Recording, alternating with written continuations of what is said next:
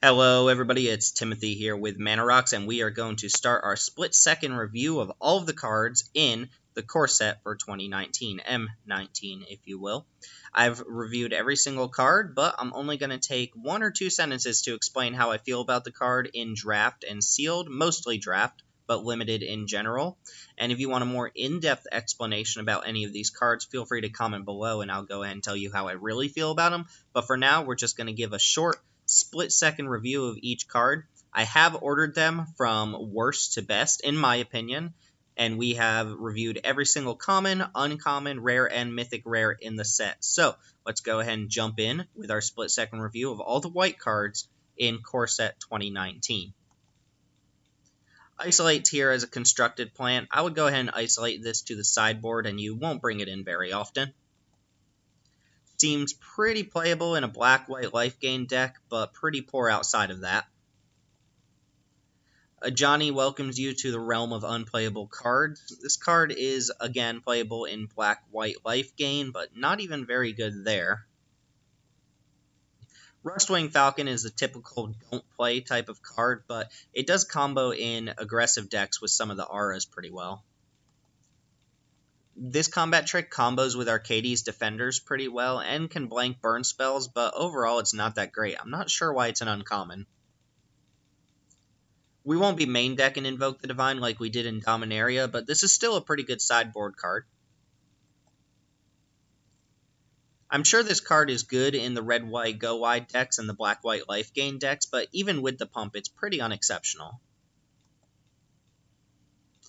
Sun Cleanser is another card that's here for constructed purposes. It won't remove counters from things very often, and targeting a player doesn't matter in this core set, but its stats are reasonable enough that you might play it against aggro decks.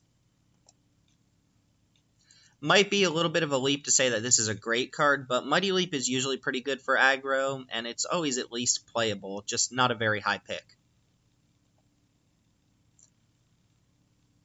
Loxodon Winebreaker is the definition of a filler card. It's a 3-drop with 3 power, and that's basically all it's ever going to be. Not impressed with this card, but Lifelink is a nice ability, and the creature does pick up R's and equipments pretty well. I feel like I'm going to lose to Knight's Pledge a lot. It's not particularly good, but there are a number of 1- and 2-drop creatures that'll pick this up and start destroying you if you don't have an answer for it. 2-mana 3/1s range from pretty poor to marginally playable based on the format. There are ways to punish 1-toughness creatures in this format, but in an aggro deck, you're still going to play the Swiftclaw. Novice Knight actually attacks pretty well once it picks up a piece of equipment or an aura, and it blocks pretty well up until that point. You won't play this if you don't have a lot of ways to suit it up, but it's pretty good once you get to that point. Knight of the Tusk is another filler card here. 7 toughness is a lot of butt to get through, but it doesn't attack pretty well, and vigilance isn't necessary on a creature like this. This is a wonderful way to end the game in a go-wide deck, and it's pretty poor outside of those decks. I trust that the Pack Beast will be a pretty decent card in the blue-white artifact decks. It has respectable stats, and if it ever gets anything back, it's definitely justified its spot. Solid playable creature, not much to say about it, but it's good in the black-white life gain decks and any deck that can support a bunch of creatures on the board. Another pseudo-Anthem effect, a little worse than Inspired Charge for that purpose, but the flexibility in Indestructible is quite nice on a combat trick, even if it is an expensive combat trick. Ajani's Pridemate ranges from decent to completely busted in some of the life gain decks, but in a deck with very few life gain sources, this is just a glorified bear. Most of the time, this equates to a 4-mana 4/4 flyer, which is a decent card, but there are times where this won't actually be able to be triggered, and it's a pretty bad top deck in a lot of situations.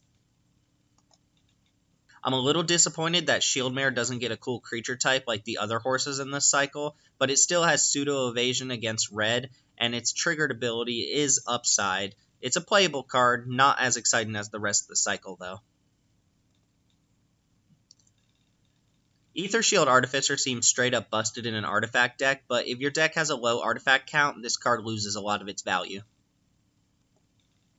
Remorseful Cleric is a nice early game evasive creature. Its upside of sacrificing won't come up too often, but there are graveyard decks in the format, so I can see it being relevant.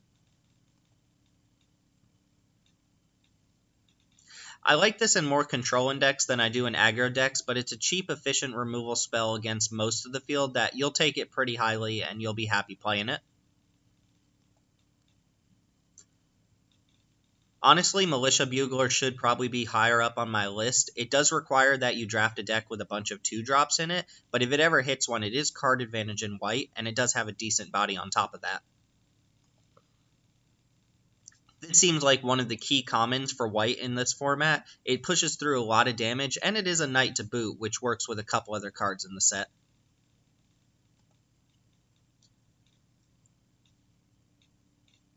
Pegasus Courser is an upgrade to the previous card. I do think this is an awesome reprint, and it's a great key, crucial common for basically any deck that wants to be attacking to get your opponent dead. Gallant Cavalry is a great card for go-wide decks and fits an aggressive deck pretty well. It's the type of card you picked in the middle of the pack and might be a sign that white is open if you get it too late in a pack. Knightly Valor is a fantastic card. It adds a lot of value to the board, and it's very hard to stop if it manages to stick on a creature. It used to be a common in the set it was originally printed in, so being an uncommon is definitely justifiable. Sure, why not? Luminous Bonds is a good removal spell. It won't work as well against the red-black sacrifice decks, but for the most part, this is going to function as your common white removal spell of choice. I see Dawnfeather Eagle died and became an angel, but the card is still good even as an angel. This is a huge payoff and a good curve topper for being in the go-wide aggro decks. Mentor of the Meek is a fantastic creature for weenie decks. It's very good with any deck that can pump out small creatures and seems pretty busted in the Thopter decks in this format. Here's a Territorial Hammerskull that's been resurrected as an elk. It's one of white's best commons, possibly its best creature, and pushes through tons of damage for an aggro deck. Herald of Faith is a go-to game finisher, a very good flyer on par with something like Serra Angel, and has upside to boot. Don't expect to get this card pretty late. I'm not a big fan of the art on this card. It's a little bit goofy, but the card is great. It's basically an upgrade to Luminous Bonds, and it has the upside of being able to deal with non-creature permanents.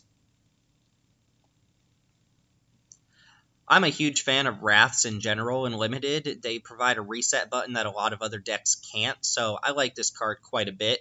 The second ability, destroying artifacts and enchantments, won't come up too often, but flexibility is always nice. Lena ranges from decent if it makes 1 or 2 tokens to completely bust if it makes 3 or more. Plus, the built-in sacrifice and protection ability is nice upside. I feel like this is going to be a very strong rare and one that's hard to beat in most decks. Ajani's +1 ability makes it very difficult for the opponent to keep up with the power of your creatures, and the -2 ability can be used as protection for Ajani. The -7 will clearly win you the game, but I think the +1 is powerful enough that you'll always first pick Ajani and be very happy to play it. Valiant Knight is the best lord in the set by far out of the cycle of monocolored lords. It's good on offense and defense, and changes your pick order. It's a great build around, and on its own can be quite the powerhouse. This card is completely absurd if it goes unchecked. It's the type of card that will win you most games you play it in. Its power level is just raw, and very difficult to keep up with if your opponent can't remove it right away. Resplendent Angel is my forerunner for best card in the set. It has massive upside, it's already good on its own without the upside, and it has a build-around quality to it that's not too hard to work with. The card is absurd if it goes unanswered, and should be the type of creature that you're looking for in a draft or sealed pool. And that's going to cover all of the white cards from the set. Let me know if you like this format for reviewing. I figured it might be a good idea to give people just a quick snapshot of what I think of the cards rather than an hour and a half long, in-depth explanation of every single card, included some of the commons that people just know. If you agree or disagree with any of the cards, let me know, or if I missed something or misspoke about something, definitely let me know. But we'll be heading into the next color here, probably one per day. And as always, I appreciate your support and thanks for watching. My name's Timothy with Mana Rocks. Remember to like, comment, and subscribe, and do the thing at the Twitter. And I will see you next time.